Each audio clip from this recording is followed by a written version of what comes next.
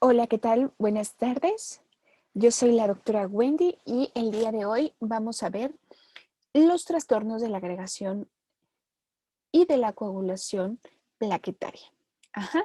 Entonces, nos vamos a enfocar en las principales patologías y cuáles van a ser los principales fármacos útiles en esta enfermedad, ¿vale? Bueno, primero hay que tener un concepto muy claro que qué va a ser la hemostasia. Pues si recordamos, la hemostasia va a ser esa interrupción de la salida de sangre de un vaso lesionado, ¿no? Esto va a ser como un mecanismo protector para pérdidas sanguíneas, ¿vale? Entonces, generalmente, y lo van a ver muy ampliamente después en cirugía, ¿qué es lo primero que hacen cuando algo empieza a sangrar? Pues presionar en el sitio donde está ahora sí que sangrando, ¿no? De esta manera vamos a generar hemostasia, que se refiere a esto, interrumpir la salida de sangre, ¿vale? Del vaso lesionado. Entonces, normalmente la hemostasia va a tener dos fases. Una fase de coagulación.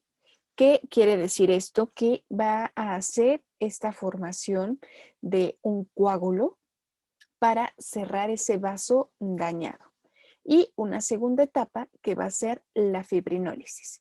¿Que de qué va a tratar? Va a tratar de degradar ese coágulo tanto con los anticoagulantes naturales que tenemos en el cuerpo para ya limpiar el vaso y quede de nuevo como sano, ¿no? Entonces, la hemostasia ya al tener estas dos fases va a tener que en la fase de coagulación, pues va a haber dos periodos, ¿no? La hemostasia primaria y la hemostasia secundaria, que en la cual la hemostasia primaria pues va a ser, o también llamado trombo blanco, ¿no? Digamos que se forma este tapón sobre, sobre el vaso dañado, pero obviamente no es tan fuerte, ¿no? Por eso se va a llamar trombo blanco. Y en la hemostasia secundaria se va a llamar trombo amarillo, porque este tapón ya es mucho más fuerte y ahora sí que ayuda mucho más a este proceso de la hemostasia, ¿no? Entonces, en la hemostasia primaria, pues vamos a tener cuatro fases. Em, la primera, obviamente, cuando se va a dañar el endotelio, se van a liberar ciertas sustancias que van a ser tanto para vasoconstriñir y de esta manera también se va a activar, bueno, aquí no tenemos el esquema, creo que más adelante, este factor de von Willebrand que va a llamar a las plaquetas para, ahora sí, hace este llamado para que se unan y formen este taponcito blando para cerrar este vaso, ¿no? Entonces, para ello van a necesitar adhesión, activación, secreción, o sea, esto es como una onda de llamando a todas las plaquetas y agregaciones que todas se van a agregar todas juntas para generar bien ese tapón, ¿vale? Entonces, después va a proceder la hemostasia secundaria para formar el trombo amarillo, que esto es lo que vamos a conocer como la cascada de coagulación, en la cual vamos a tener una vía extrínseca y una vía intrínseca. Ajá. Entonces, ahorita lo explicaremos más con detalle. Algo bien importante es que tenemos que tener en cuenta que con algunos pacientes que vamos a checar la vía extrínseca van a ser ciertos factores de la coagulación, ¿no? Ahorita los vamos a ver, pero siempre vamos a pedir tiempo eh, de protrombina, ajá, que generalmente en un paciente normal va a tener de 10 a 14 segundos. Ajá. Y el tiempo de tromboplastina parcial activado se va a medir la vía intrínseca. Eso recuérdenlo porque siempre se los van a preguntar cuando un paciente le pidan tiempos de coagulación, TP o TTP, ¿vale? ¿Qué vía estamos midiendo? Y bueno, ya en la degradación del coágulo, lo que vamos a tener va a ser el plasminógeno que va a degradar y ahora sí que este coágulo o este tapón de plaquetas lo degrada para que quede en la normalidad. Ahora sí que el vaso dañado. Entonces, como habíamos dicho, la hemostasia primaria va a ser esta ruptura del vaso, ¿no? Entonces, el endotelio, ¿qué va a liberar? Pues recuerdan que cuando vimos lo de dolor que se activaba, pues cuando hay dolor se activa la fosfolipasa A2. De esta manera, esto ahora sí que genera las vías de las ciclooxigenasas y en ella pues está la activación de los tromboxanos, ¿no? El más asociado y encontrado va a ser el tromboxano A2. También se va a desarrollar endotelina y también algo de óxido nítrico para ahora sí que hacer eh, esta ampliación de daño celular para que vengan a cerrar este vaso dañado, ¿vale? Entonces, ahora sí que en la activación y secreción, pues después de todo esto, ¿qué glicoproteínas van a tener las plaquetas para juntarse y unirse todas y que es bien importante porque es parte de un blanco farmacológico, pues va a ser la glicoproteína 2B3A. Ajá.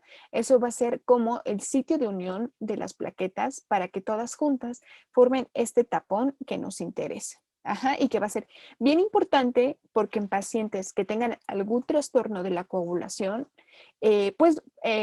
vamos a ver ahorita más adelante que el clopidogrel precisamente inhibe esta glicoproteína, que es como esas manitas de unión entre las plaquetas, ¿no? Para formar así, entre más grande, pues va a formar, ahora sí que un taponzote para cerrarse, ¿no? Pero en general son todas las plaquetas juntas. Y bueno, aquí vamos a tener la hemostasia secundaria, que como dijimos, pues va a ser ahora sí que la vía tanto intrínseca como extrínseca, ¿no? Entonces vamos a tener que em,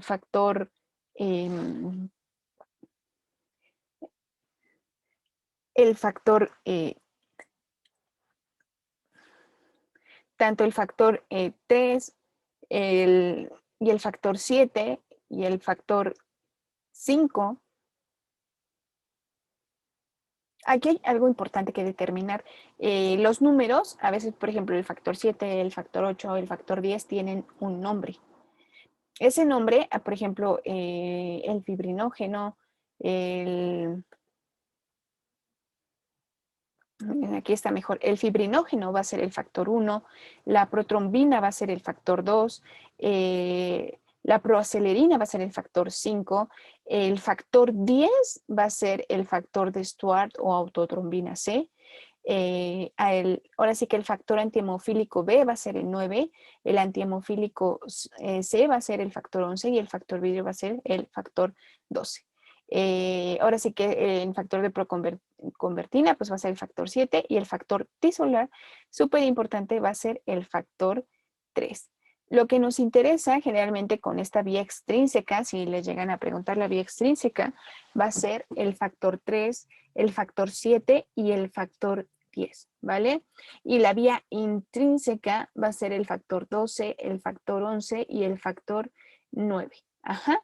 Al final todos llegan a la vía común para convertir este factor 10 en fibrinógeno, ¿no? Que dijimos que el fibrinógeno pues iba a hacer esta eliminación del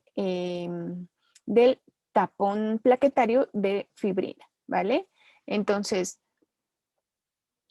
también algo bien importante es que ¿por qué los hemofílicos, digamos que tienen sangrados?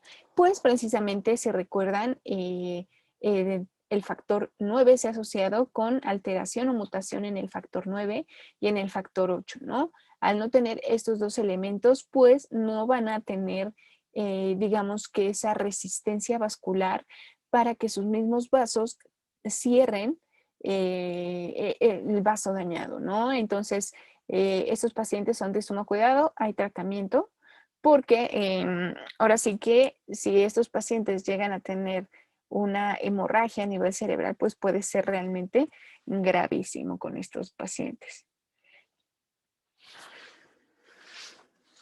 Entonces, ya teniendo bien en cuenta eso, también no olviden estos nombres de protrombina, afibrinógeno y la autotrombina. Al final la vía extrínseca y la vía intrínseca se juntan para la vía común, ¿vale? Entonces, siempre les recuerdo a mis alumnos que, bueno, ahorita lo vamos a ver más adelante porque vamos a ver que la warfarina va a actuar principalmente en los factores K-dependientes, ¿no? Entonces, algo que les quede bien claro, doctores, es que en el cuerpo también tenemos anticoagulantes naturales, ¿no? Que pues en este caso va a ser la antitrombina C. Que la antitrombina C generalmente todos las tenemos, pero ese va a ser un gran anticoagulante natural, así como algunas proteasas inhibidoras. Entonces, ¿por qué es bien importante conocer los fármacos que actúan ahora sí que en la hemostasia? Pues vamos a tener pacientes que van a tener una alteración en la hemostasia y en esta agregación plaquetaria, doctores, debido a que hay algunos pacientes que tienen una placa aterosclerótica y de esta manera conlleva, porque ahora sí que el cuerpo lo toma como una lesión, ¿no? Entonces se empiezan a agregar plaquetas y pues obviamente, ¿qué pasaría si un vaso se obstruye? Pues puede llegar a generar una isquemia, un infarto al miocardio, un evento cerebrovascular. Entonces, por eso es bien importante estos pacientes anticoagularlos, ¿vale? O darles antiagregantes plaquetarios. Y también hay pacientes que conforme la edad pueden generar trombos venosos. Ajá, que esto quiere decir que va a haber una acumulación de sangre venosa y obviamente esto, la reducción de la velocidad del flujo sanguíneo, ¿no? Entonces, por eso es bien, bien importante estos pacientes tener, que estén anticoagulantes, ¿vale? Entonces,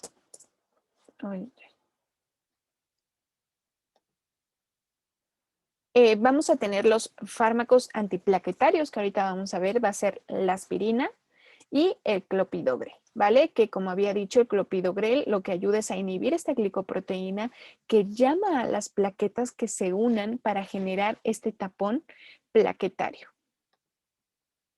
Entonces, como ya habíamos visto en la clase de dolor, el ácido acetil salicílico pues iba a inhibir a las ciclooxigenasas, ahora sí que a la par, ¿no? Eh, Debido a que también inhibe la COX-1, pues vamos a tener sus principales efectos adversos, pero algo muy bueno y que se ha encontrado que al inhibir la COX-2 también inhibe la producción de tromboxanos, ¿no? Entonces, como ya lo habíamos visto, esto nos va a ayudar a que no se genere esta agregación plaquetaria y a evitar la agregación. Entonces, el ácido acetilsalicílico, pues va a ser excelente analgésico, antipirético, antiinflamatorio y va a inhibir esta agregación plaquetaria, ¿no? Entonces, pues también se ha utilizado en pacientes con prevención de procesos tromboembólicos arteriales, ¿no? ¿Qué quiere decir que en procesos tromboembólicos? Pues recordemos que va a ser un émbolo. Un émbolo va a ser digamos, esta parte de la placa de ateroma que se libera y se va al espacio intravascular, ¿no? Entonces, fluye por todas las arterias y demás hasta que se estanca en las arterias más chiquititas, ¿no? Entonces, eso va a ser un gran problema porque, y obviamente al ser en el pulmón, se va a llamar un trombo embólico arterial, por ejemplo, en este caso pulmonar, ¿no? Entonces, para esos pacientes también se ha utilizado, pero generalmente más como prevención. Si recuerdan, la dosis del ácido acetilsalicílico va a ser menor, ¿vale? Entonces, como ya dijimos, la aspirina va a inhibir tanto a la ciclooxigenasa 1 como a la ciclooxigenasa 2, ¿no? Obviamente de esa manera irreversible y obviamente sobre todo evitando la producción de tromboxanos A2, que eso es lo más importante.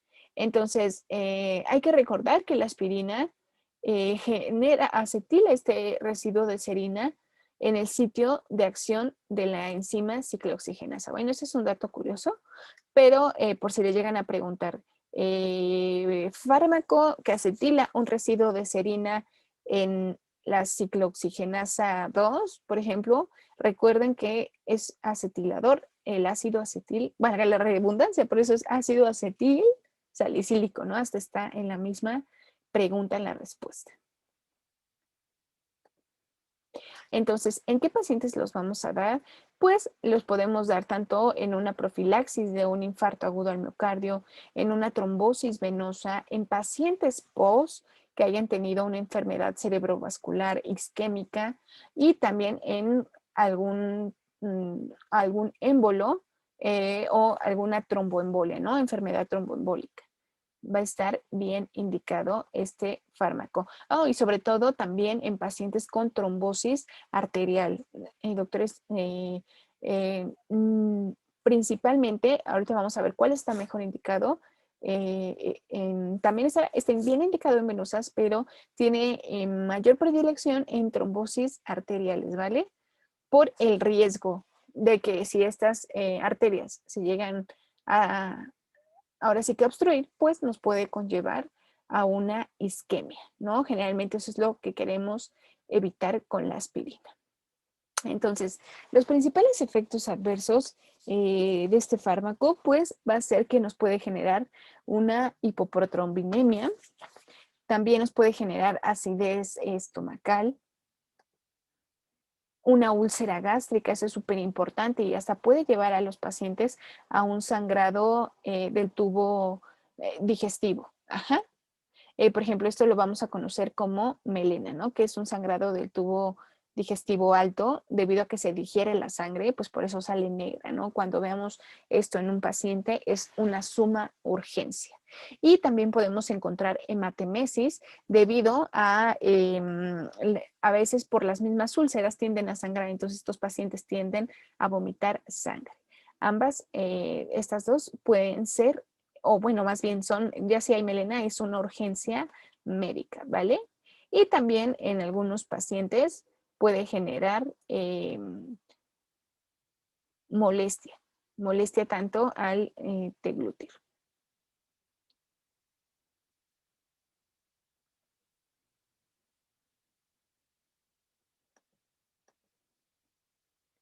Entonces, de los principales efectos adversos, pues podemos tener tanto una respuesta anafiláctica, también podemos tener un rash cutáneo, angioedema, vómito, náusea.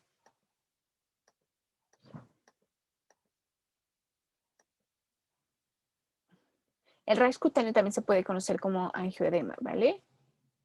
Y la anafilaxia, pues va a ser, obviamente si el paciente es alérgico, jamás, ¿verdad? Y un espasmo bronquial generalmente, pues es raro, doctor, es muy raro.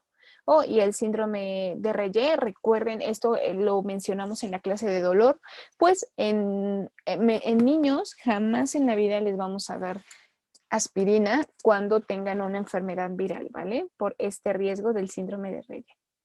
Entonces, va a estar contraindicado si los pacientes pues tienen cierta hipersensibilidad al fármaco, si el paciente ya tiene de antecedente alguna úlcera gástrica, también si está embarazada o también si el niño llega a presentar gastrosquisis. También si el paciente tiene alteraciones de la coagulación, pues no se las vamos a dar, ¿verdad? Porque podemos precipitar la hemorragia. Ajá. Y generalmente no se lo vamos a dar en pacientes con una insuficiencia renal grave. Y en el embarazo, solo para recordar, va a ser categoría D. Ajá. Y puede generar gastroesquisis. Ajá. Entonces, por eso va a estar contraindicadísimo dárselo a las embarazadas. De las principales interacciones que vamos a tener, pues va a ser con anticoagulantes, también con ácido valproico, porque aumenta los niveles del ácido valproico. Ajá, entonces esto puede llegar a dosis tóxicas.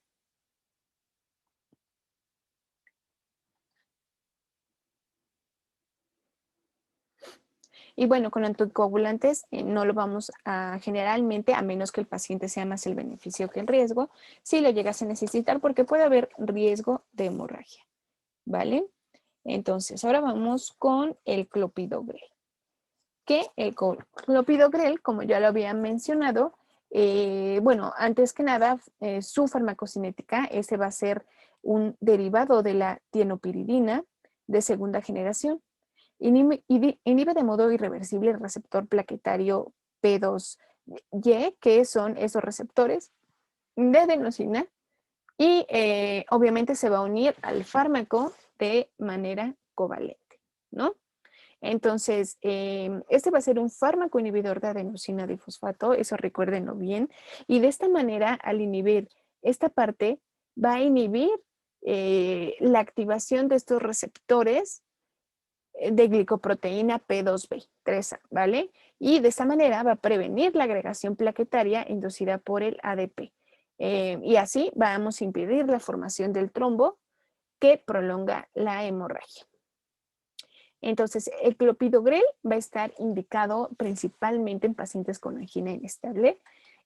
También se lo podemos dar en pacientes con una cardiopatía isquémica, en pacientes con fibrilación auricular, en pacientes que hayan tenido algún infarto agudo al miocardio o algún tipo de evento cerebrovascular, un tromboembolismo, trombosis, alguna intervención, o también es útil para un paciente con angioplastía. Ajá. De esta manera, ahora sí que al operar estos vasos, vamos a evitar en medida de lo posible la formación de los trombos. Y también va a estar indicado en pacientes que tengan claudicación intermitente. Ajá, que quiere decir que debido a que están, digamos que obstruyendo en las arterias de los miembros inferiores, el paciente empieza a caminar, para que me lo entiendan, ya que no tenemos video, de una manera como cojeando. Ajá. Entonces, es debido a que hay una alteración en su endotelio de las arterias de los miembros inferiores, ¿vale? Su farmacocinética, pues, ese va a ser un profármaco, se va a administrar por vía oral, tiene una buena unión a proteínas, se va a metabolizar por el hígado y su eliminación va a ser por la orina. Su categoría va a ser categoría B en el embarazo, ¿no? Entonces, esto se lo pueden dar a una paciente que esté embarazada y que realmente sí tenga un trastorno de la coagulación, etcétera.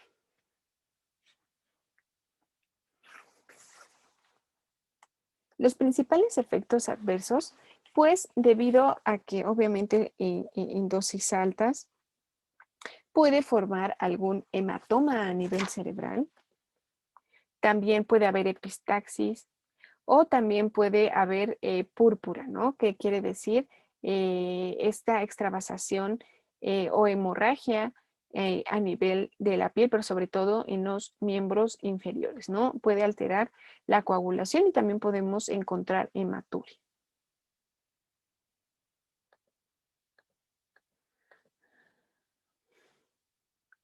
Pero generalmente esto es raro, doctores, no es tan común. Yo les puedo decir que es más común con anticoagulantes a dosis altas.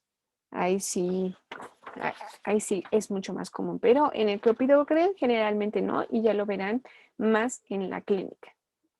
Va a estar contraindicado obviamente en pacientes que estén con hemorragia, ajá, porque podemos exacerbar su cuadro clínico. También si llega a presentar hipersensibilidad al fármaco o tiene alguna úlcera gástrica, y sobre todo si tiene un sangrado, obviamente no se lo vamos a administrar.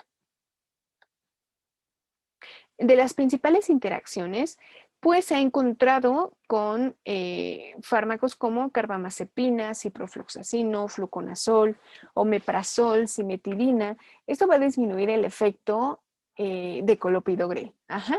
Y también se tiene precaución con otros anticoagulantes por el riesgo de hemorragia, ¿no? En esto sí hay que tener sumamente cuidado si llega un paciente que ya anteriormente está con clopidogrel y aún tiene alteración de la coagulación, ir con cuidado con otro anticoagulante, ¿vale? Porque podemos precipitar una hemorragia al paciente.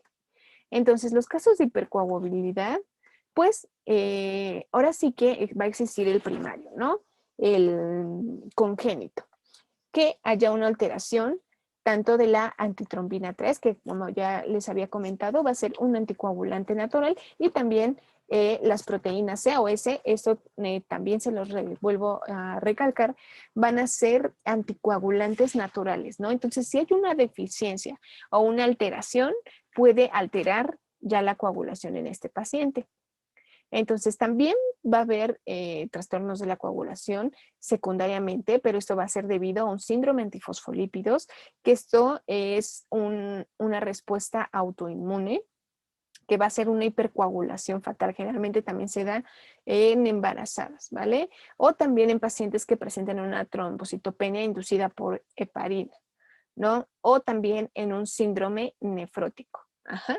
Debido a que ya hay una alteración en las proteínas, pues estos pacientes no van a coagular adecuadamente. Igual el uso de anticonceptivos orales se ha encontrado que predispone a también problemas de la coagulación, y también se ha encontrado en pacientes en periodo posparto o también en alguna cirugía o traumatismo debido al riesgo de émbolos. Ajá, entonces por eso generalmente cuando es una intervención mayor, lo que se hace es darle un anticoagulante para evitar una tromboembolia pulmonar, por ejemplo.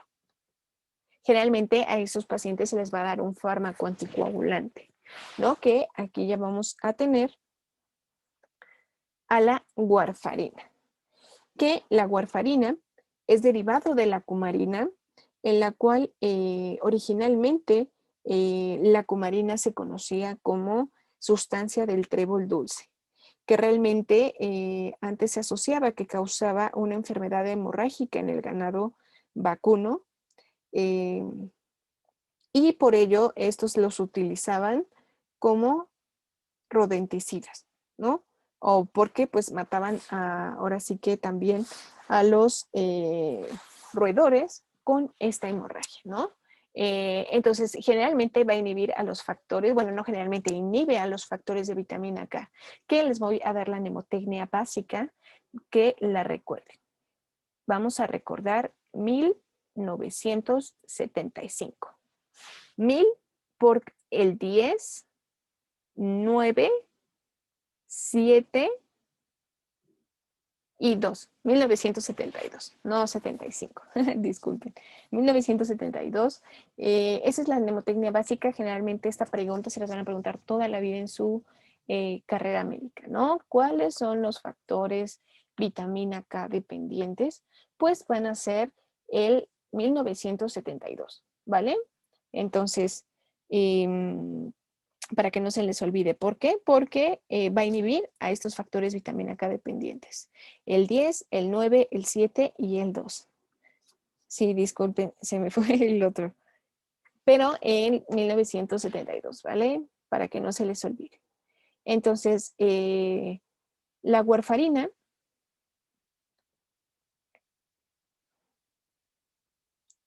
va a bloquear la reducción de vitamina K oxidada e impide la carboxilación post trans, ahora sí que traduccionalmente tras la síntesis de proteína.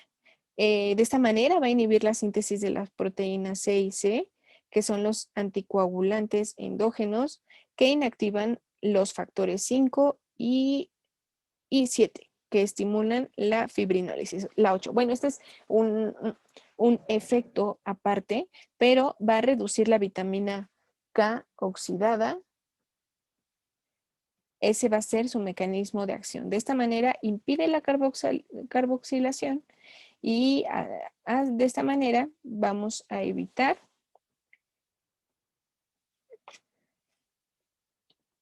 los trombos, ¿no? Porque si recordamos, estos pacientes ya va a haber una alteración en la parte de hemostasia secundaria, ¿no? Entre la vía intrínseca y extrínseca. Entonces, si se sigue formando si siguen estos factores de coagulación activos y sigue la vía extrínseca, intrínseca y nada las inhibe, pues van a seguir formando trombos y trombos tras trombos. Entonces, por eso la warfarina va a inhibir a estos factores, ¿no? 1972, 10, 9, 7 y 2, ¿vale? Y bueno, la enzima que inhiben es la epóxido reductasa. Farmacocinéticamente, pues, tiene una excelente absorción, una excelente unión a proteínas, su metabolismo va a ser hepático, su eliminación renal y su vida media de 36 horas. De hecho, está sumamente larga. Bueno, no tanto como otros fármacos que hemos visto, pero para esto necesitan que se agoten los factores de la coagulación y su vida media dependiente de vitamina K generalmente oscila de las 6 y 50 horas. Entonces, por ello, el efecto máximo de la warfarina se va a encontrar de los 3 a los 5 días. Por ello, en un cuadro agudo debemos usar tanto heparina y warfarina hasta que sea eficaz, porque como ya dijimos, no es inmediato el mecanismo de la warfarina, ¿no? Entonces, por eso nos esperamos algún días y para estos pacientes hay que estarle tomando tiempos de coagulación para que no se nos pase la anticoagulación, ¿no? Entonces, esto jamás, jamás en la vida se lo vamos a dar a una mujer embarazada por nada, porque este fármaco tiende a alterar ahora sí que también los factores dependientes del feto, ¿no? Entonces, este fármaco obviamente atraviesa la barrera placentaria, pero generalmente puede generar una alteración a nivel de los huesos y deformidades óseas a nivel de los huesos del feto, debido a que, como dijimos, que la warfarina impedía, ahora sí que, la carboxilación en el feto, ahora sí que las proteínas óseas son dependientes de vitamina K. Entonces, no se descarboxilan y en el feto pueden generar deformidades óseas, ¿vale? Entonces, jamás se lo vamos a dar a una paciente embarazada. Pues los principales efectos adversos vamos a tener que es hemorragia, tanto puede ser epistaxis o también hematuria, equimosis, la equimosis o algún hematoma también puede generar hipotensión debido a que a veces puede generar hemorragias y algo bien importante, ¿cómo sabemos que un paciente tiene hemorragia, por ejemplo, una cirugía o que está sangrando? Pues por su presión arterial, ¿vale? Estos pacientes se van a hipotensar, también puede presentar púrpura en los miembros inferiores y también se ha encontrado que puede presentar vértigo.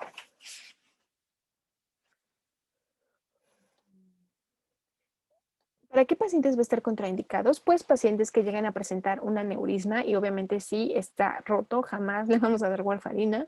También en pacientes que tengan alguna alteración de la coagulación o que tengan alguna hemorragia o alguna úlcera gástrica grave, ¿vale? Y en cirugía, pues generalmente no vamos a dar warfarina porque la warfarina tiende a ser algo inespecífica, no hay como un control de descenso, ¿no? Entonces, por eso no va a estar bien indicado. Las principales interacciones que vamos a tener, pues va a ser con colestiramina, porque va a inhibir la absorción de warfarina en el intestino, lo va a disminuir. También la rifampicina y barbitúricos inhibe el citocromo y de esa manera disminuye el efecto anticoagulante. Entonces, debido a esto, es necesario el control de los tiempos de protrombina cuando se inicia o interrumpe la administración de medicamentos que presentan interacción con la warfarina. Las principales indicaciones vamos a tener que es en embolia pulmonar, en algún infarto agudo del miocardio, en una insuficiencia valvular cardíaca, en una tromboembolia venosa profunda, una prevención de trombosis en pacientes con fibrilación auricular o con prótesis valvular. Generalmente algo bien importante que siempre les van a preguntar, doctores, es que ¿qué principal problema tienen los pacientes que tienen fibrilación auricular, pues estos pacientes al ser ahora sí que alteran el flujo de una manera turbia, tienden a ser bien embologénica. Ajá.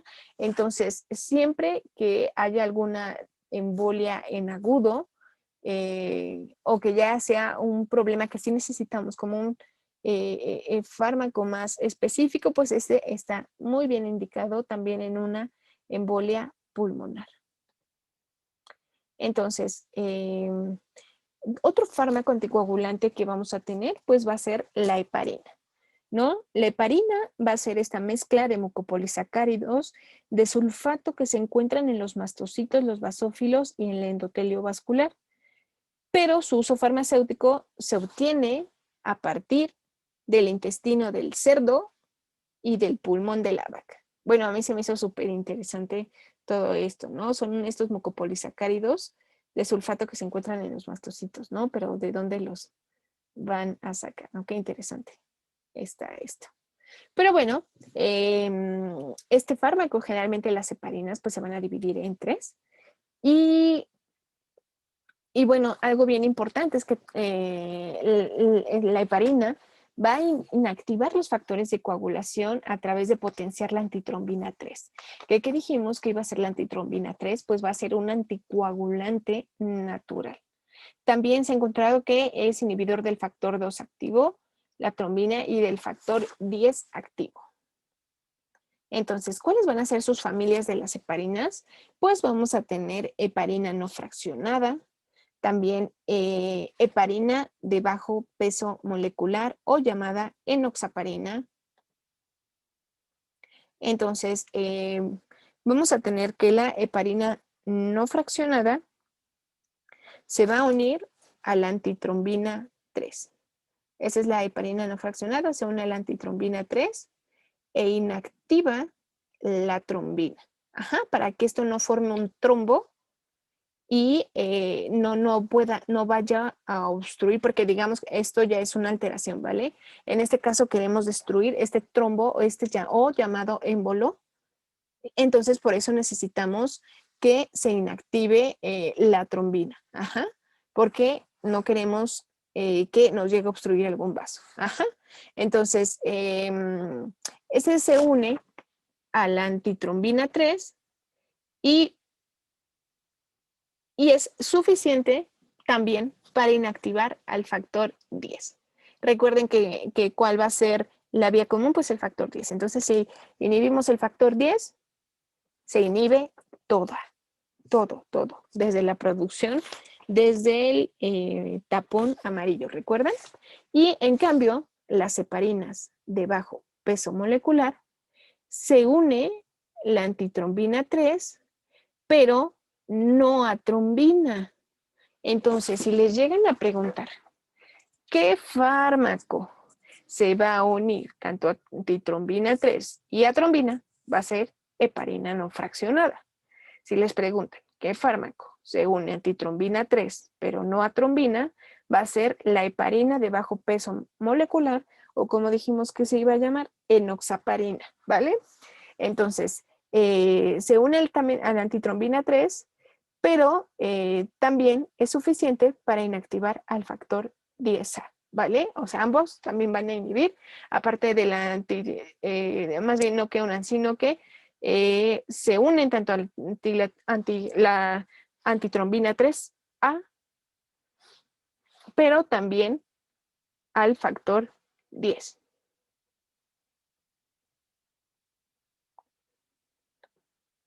Entonces, ¿cuál va a ser su farmacocinética? Pues generalmente va a ser su vía de administración de manera parenteral. Su eliminación va a ser por medio del sistema reticuloendotelial renal y hepático. Su vida media es de 90 minutos. Y ahora sí que, ¿cómo vamos a controlar que está bien anticoagulado el paciente? Pues con el TTPA, ¿no? Que es el tiempo de tromboplastina parcial activado. Entonces, un paciente bien anticoagulado va a ahondar del 1.5 a 2 veces superior al valor normal, ¿no? Eso quiere decir que no nos estamos pasando de anticoagulación y no vaya a haber riesgo de hemorragia, ¿vale? Entonces, esta enoxaparina o heparina de bajo peso molecular se va a administrar generalmente por vía subcutánea. Entonces, generalmente, eso sí, siempre, grábenlo, generalmente siempre se van a administrar de manera subcutánea y su efecto máximo es de 3 a 5 horas de la inyección. Y no es necesario monitorizar porque este fármaco es más predecible. Ajá. Entonces es muy útil para profilaxis, doctores, pero generalmente va a ser de manera subcutánea. Entonces, ¿cuáles son los principales efectos adversos? Pues obviamente también riesgo de hemorragia excesiva y más si no se controla con tiempos de coagulación.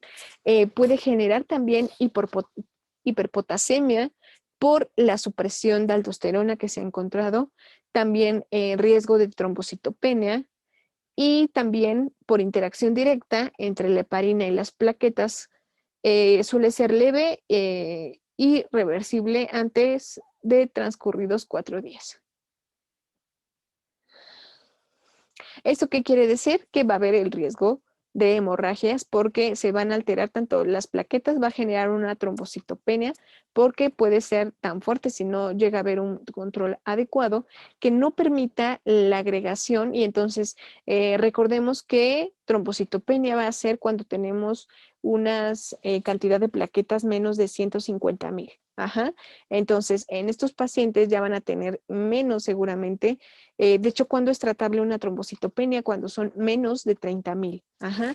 Entonces, al haber eso, pues, ¿por qué tiene que ser tratable? Por el riesgo de hemorragias, doctores. Puede haber una hemorragia de manera espontánea, ¿no? Entonces, esos son los principales efectos adversos.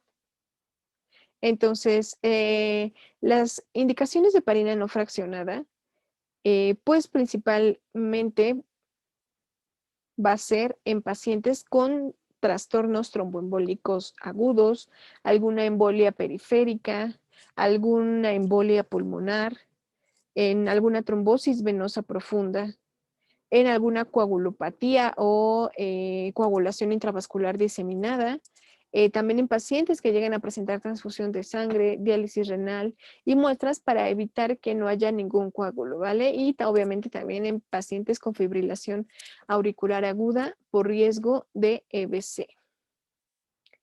Entonces, algo bien importante es qué pasaría si nos llegamos a pasar de dosis de heparina. Pues el antídoto de las heparinas, y esto apúntenlo, va a ser el sulfato de protamina. Ajá. Estas son proteínas con cargas positivas que se unen a heparinas con cargas negativas y las inactivas. De esta manera, para restablecer los niveles. Ajá, pero si ya hay una manera realmente grave, pues tenemos que administrar plasma fresco, ¿vale? Y obviamente plaquetas a estos pacientes. Las indicaciones para heparinas de bajo peso molecular, pues se va a utilizar tanto para prevenir las tromboembolias venosas por cirugía abdominal generalmente, prótesis de rodilla y cadera, también para prevenir complicaciones isquémicas de angina inestable. ¿Y por qué va a ser útil en cirugía abdominal? Pues recordamos que va a ser de manera subdérmica, ¿no? Entonces, así, de esta manera, va directo al sitio de acción, ¿vale? Por este detalle. Y bueno, también va a estar indicado en pacientes con síndrome coronario agudo, en alguna angioplastía y en alguna tromboembolia venosa pulmonar.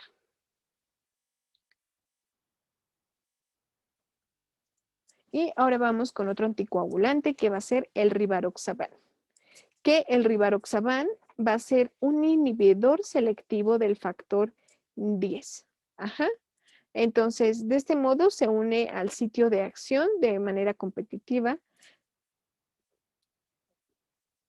Y si se dan cuenta, no requiere la antitrombina 3. Ajá. Entonces, el rivaroxaban es selectivo para el factor 10. Es el único fármaco selectivo para el factor 10, bueno, en su temario, ¿vale? Entonces, el rivaroxaban es mucho más estable, doctores. Realmente va a estar bien indicada en pacientes para prevenir algún derrame cerebral, bueno, o algún evento cerebrovascular. También reduce el riesgo y embolización en los pacientes con fibrilación auricular, en pacientes con trombosis venosa profunda, en pacientes con embolia pulmonar y reduce el riesgo de recidiva de esto, ¿vale? Entonces, generalmente, obviamente, eh, en trastornos de la coagulación, pues carecen de utilidad, ¿no? O sea, en trastornos tanto imaginemos que hay alteración del factor 5, del factor 8, pues no. Realmente aquí tenemos que tener en cuenta que es un paciente que solamente está, digamos que hay un émbolo y lo queremos eliminar, entonces por eso va directo al factor 10 para que no siga esta progresión y esta formación del tapón. Entonces, su farmacocinética pues se va a administrar por vía oral, tiene buena biodisponibilidad, su metabolismo es hepático y su eliminación es renal. Sus principales efectos adversos pues es hemorragia, tanto puede ser epistaxis, pero generalmente, pues obviamente no hay medicamento para revertirlo, pero no se preocupen, generalmente el Rivaroxaban es un excelente fármaco que es raro que ocurra esto porque digamos que es una manera sostenida cómo disminuye la formación de los trombos, no va a ser de manera súbita. Entonces, cualquier duda que llegue a tener sobre el trastornos de la coagulación, déjenmelo en los comentarios, ¿vale? Y ahora vamos con el sistema hematopoyético, ¿no? Que quiere decir alteraciones en, en la sangre, ¿no? Cuando hay una baja de producción sanguínea.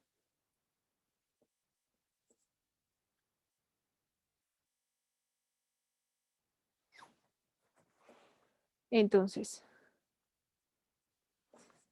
pues, como todos sabemos, ¿qué va a ser la hematopoiesis? Pues va a ser esta formación de desarrollo y maduración de las células sanguíneas, ¿no?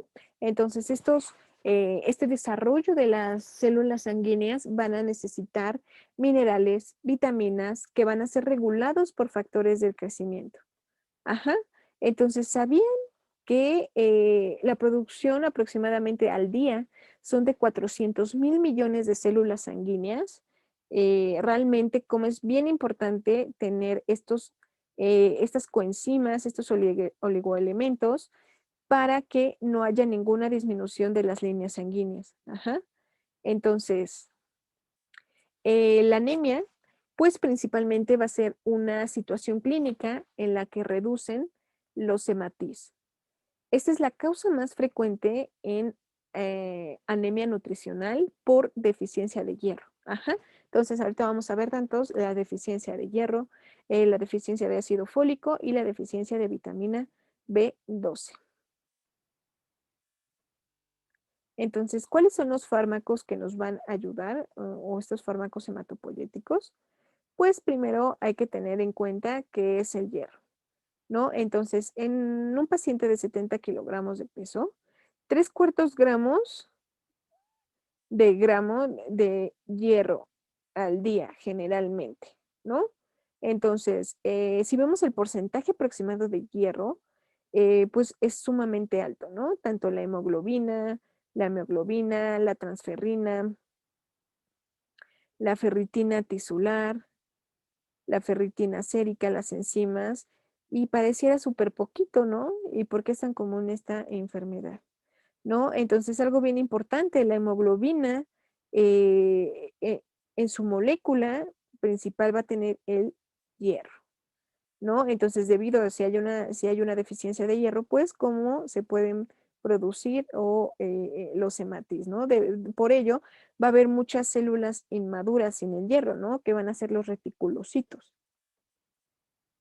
Entonces, un dato cultural, ¿qué alimentos nos aportan mayor hierro? Pues este es un tratamiento no farmacológico que a veces les van a preguntar a estos pacientes. Pues podemos dar carnes rojas, también el hígado es sumamente rico en hierro, pero debido al clenbuterol, pues se ha quitado, ¿no? De la lista.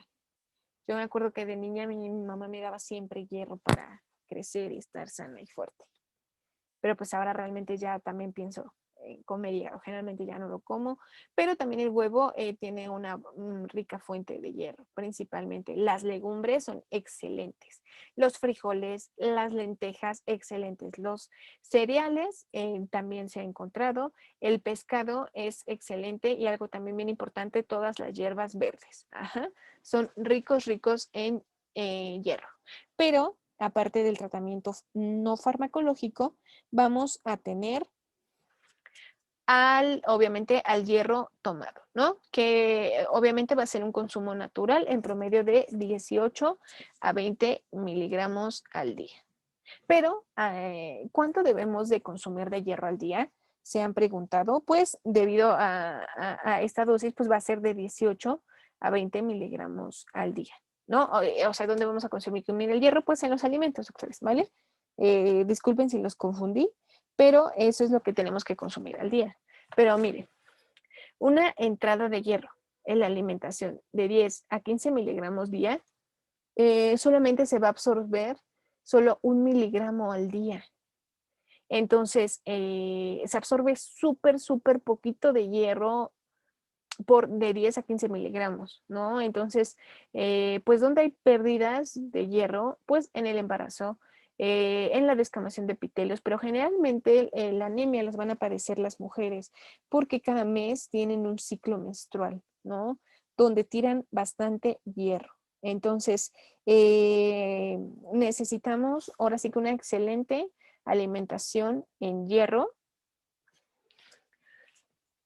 no solamente comer, no sé, una vez lechuga, eh, brócoli, no, sino más bien complementarlo, eso más un trozo de carne, más tus lentejitas, tanto en la cena, eh, también verdurita verde y un huevo en la mañana para que estén estables. Generalmente es bien, bien común la anemia y en mujeres jóvenes. Ajá. Entonces,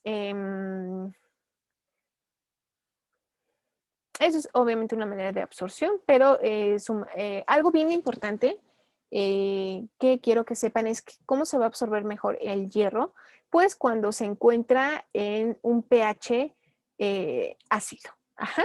Entonces, en los pacientes que tengan que tomar hierro por anemia, se les recomienda que sean ayunas antes de desayunar o ya después de haber cenado 2 horas después, para que ahora sí que se pueda absorber bien, bien el hierro, ¿no? Este es un poco de fisiología del hierro, pero el tratamiento para los pacientes con anemia, doctores, realmente va a ser largo, porque si saben, ahora sí que circulan en la sangre 120 días, pues los eritrocitos, ¿no?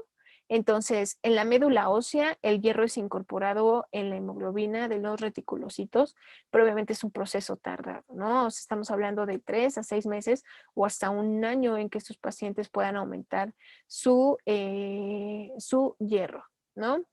Entonces, generalmente, ¿cómo se va a presentar una alteración por el hierro? ¿Cómo vamos a saber que es anemia? Pues principalmente por su hemoglobina. En hombres y mujeres pues va a ser diferente, pero sobre todo se va a llamar una anemia microcítica hipocrómica. Ajá. Esto es debido a su volumen globular medio, que es menos de 80, y su hemoglobina corpuscular media, que es menos de 27 picogramos. Y si lo vemos en un frotis, se va a observar estos eritrocitos, pues casi sin color, despigmentados, ya no se ven rojitos. Entonces, por eso se llama microcítica hipocrómica. Ajá. Esta anemia ferropénica. Entonces, para que quede claro qué va a ser el volumen corpuscular, pues va a ser el tamaño de los glóbulos rojos. El hematocrito es el volumen de los glóbulos rojos. Entonces, si recordamos, va a ser una anemia microcítica porque hay un volumen globular medio bajo y una hemoglobina corpuscular media baja, ¿no? Que es el tamaño de los eritrocitos, van a estar chiquitos, despigmentados, entonces por eso van a ser anemia microcítica hipocrómica. Ajá, recuerden que están decolorados. Esto es como una mnemotecnia para que no se les olviden si les llegan a preguntar qué fármaco le damos a algún paciente que presente una anemia microcítica hipocrómica, porque no les van a decir, oh, sí, anemia ferropénica, no.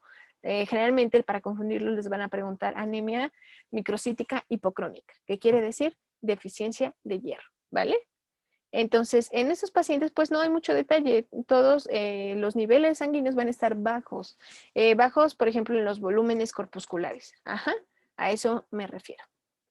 Y sobre todo hemoglobina abajo. Sobre todo eso jamás lo olviden. En pacientes con hemoglobina abajo, ya a partir de 11 para abajo, esto es como en una campana, ya se considera anemia, ¿vale? Entonces, ¿cómo van a estar los pacientes que presentan anemia? Pues van a presentarse débiles, con mareo, con dolor de cabeza, con dificultad en respirar, con fatiga, también con manos y pies fríos, y estos pacientes sobre todo se van a ver ahora sí con palidez, se van a ver pálidos. Entonces a veces si les pueden preguntar de oye, me he sentido muy cansada y la ven pálida, tiene dolores de cabeza, pues estaría bien indicarle una biometría hemática, ajá, para corroborar sus niveles de hemoglobina, su volumen corpuscular medio y que todo esté bien, ¿no? Si es que es por aquí, ¿no? Esta es parte del diagnóstico que tenemos que hacer en estos pacientes.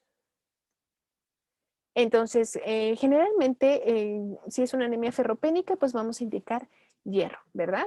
Entonces, estos se van a administrar de manera vía oral.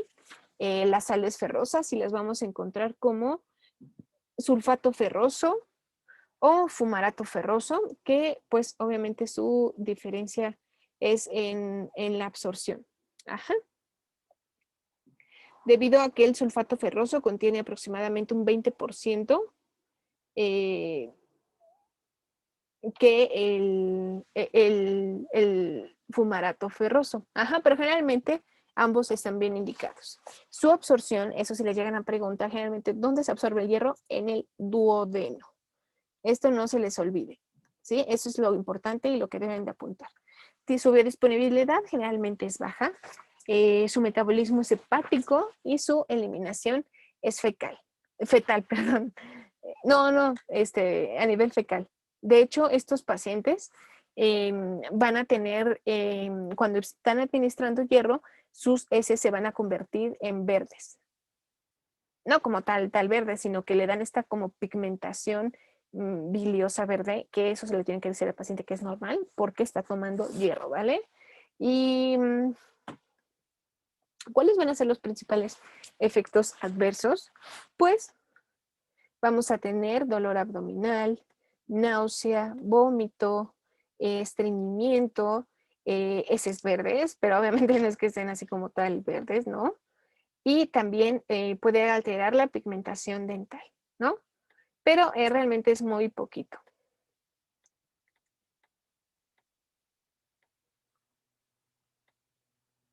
Entonces va a estar contraindicado en pacientes que presenten hemocromatosis o hemosiderosis y también en pacientes que presenten sobrecarga de hierro, ¿no? A veces la sobrecarga de hierro, a veces puede ser pacientes que se lo administren tanto de manera exógena, pero generalmente a veces cuando hay aumento de hierro está asociado a algún cáncer o algún tipo de neoplasia vectores. Su principal interacción va a ser con colesteramina, antiácidos, va a reducir la absorción del hierro. El ácido ascórbico incrementa su absorción al mantenerlo ferroso reducido. Es decir, ¿cómo le vamos a indicar al paciente aparte que esté en ayunas tomárselo? Pues que se lo tome con un limón, ajá, porque favorece, o con alguna jugo de naranja porque favorece su absorción. El hierro puede reducir la absorción también de las tetraciclinas, fluoroquinolonas, levotiroxina y la vitamina D, ¿no? Entonces, en pacientes que estén con un antibiótico es importante saber cuál es. Si este paciente es hipotiroideo y está con levotiroxina, también es bien importante saberlo porque el hierro puede reducir su absorción. Ajá. Y también la vitamina E, ¿no? Entonces, por ello, si está tomando estos fármacos, como reduce su absorción, tomarlas juntas, se va a separar por lo menos 2 horas. Entonces, ahora vamos con otra anemia que al igual se van a llamar anemias porque va a haber una disminución de hemoglobina, ¿vale? Que esto quede bien claro. Entonces, ¿cómo nos vamos a dar cuenta que va a ser de vitamina B12? ¿Qué quiere decir de cobalamina? Pues porque va a ser una anemia macrocítica. Si ven, este es un eritrocito normal, pero la anemia megaloblástica va a ser mega eritrocito. Ajá, megablasto. Ajá, entonces como son hematis muy grandes, debido a este crecimiento excesivo y su síntesis de ADN, pero por la deficiencia del factor B12, ¿vale? Entonces, en estos pacientes va a haber un volumen corpuscular medio aumentado. También aquí podemos tener tanto déficit de vitamina B12 o déficit de ácido fólico. Ajá. Entonces, se ha encontrado que la vitamina B12 se va a incorporar a los ácidos grasos anormales.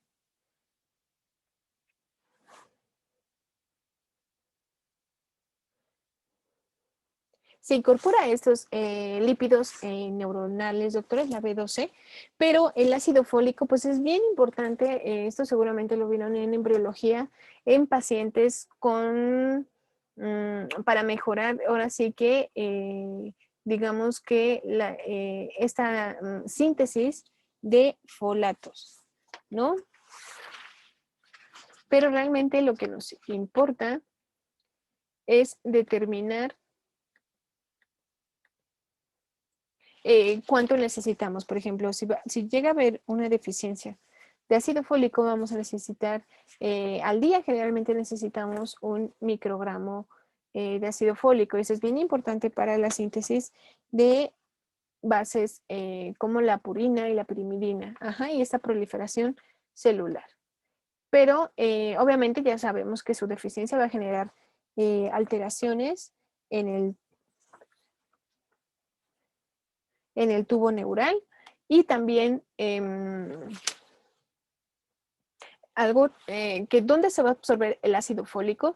Pues se va a absorber en el yeyuno. Ajá, entonces en pacientes que tengan algún trastorno como el alcoholismo, pues va a haber una alteración en el epitelio intestinal. Entonces estos pacientes no van a poder absorber adecuadamente esta vitamina, el ácido fólico, ajá, que se va a, ahora sí que absorber a nivel del yeyuno, ¿vale? Entonces, se va a administrar de manera oral, se almacena en el hígado y su eliminación va a ser por heces y vías biliares.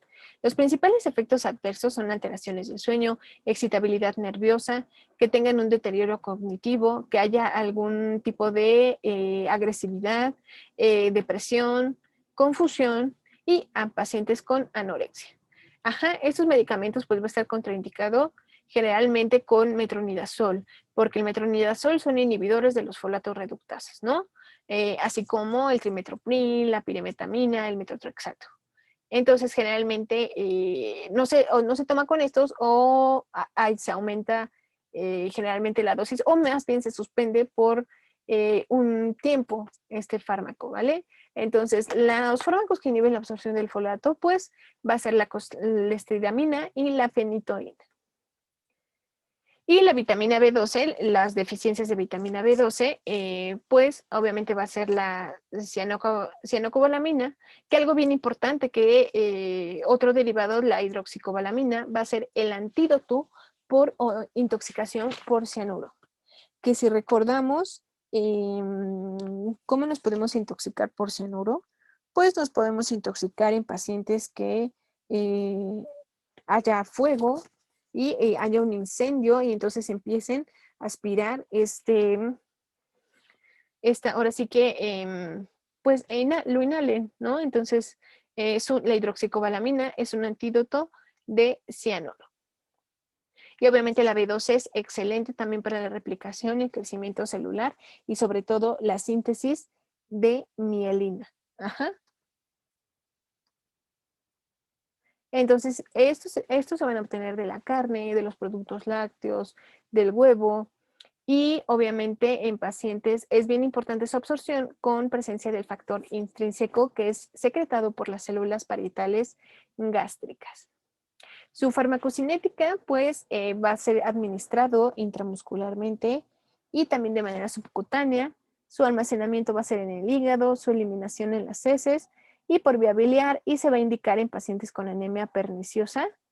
También si llegan a tener algún trastorno neuropsiquiátrico que conlleve por deficiencia de cobalamina o que conlleve también a alguna demencia, está indicada.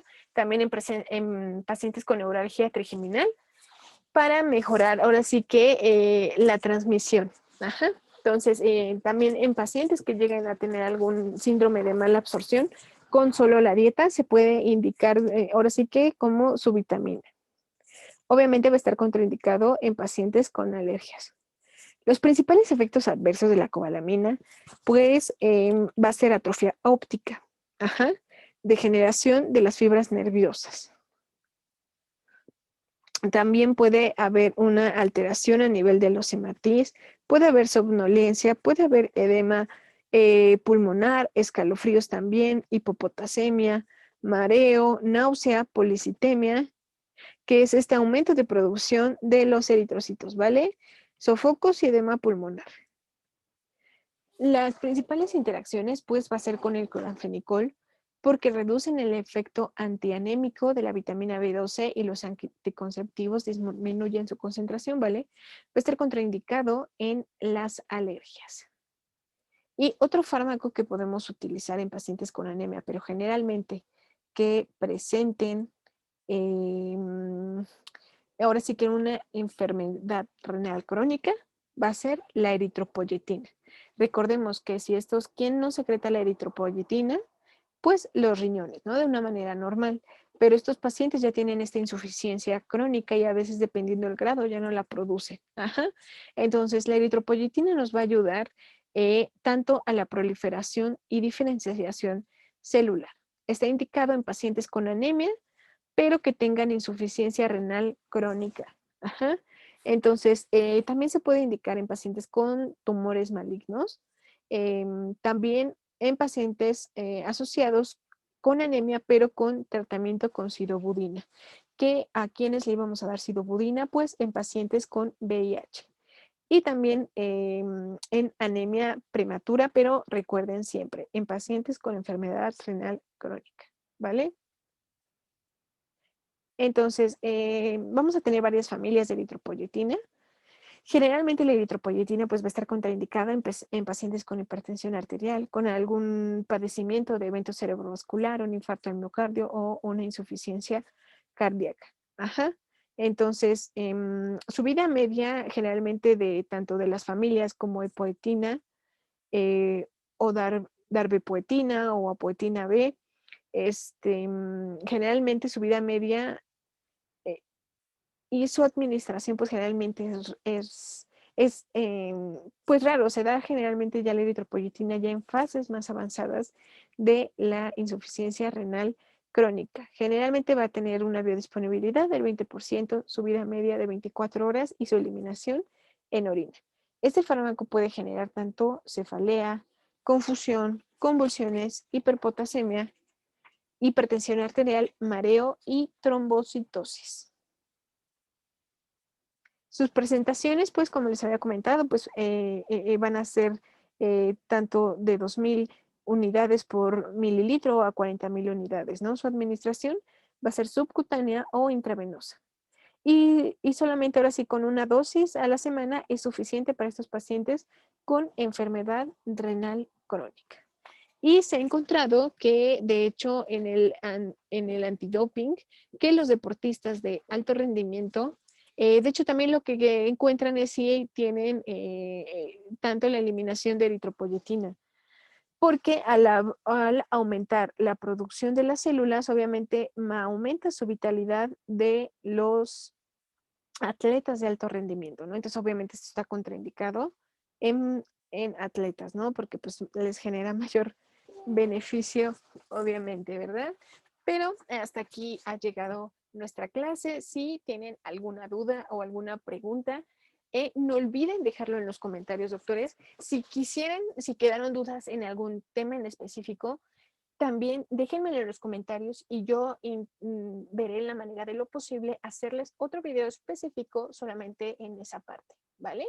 Déjenme en sus comentarios, ya saben, o hablarme al privado, no hay ningún problema.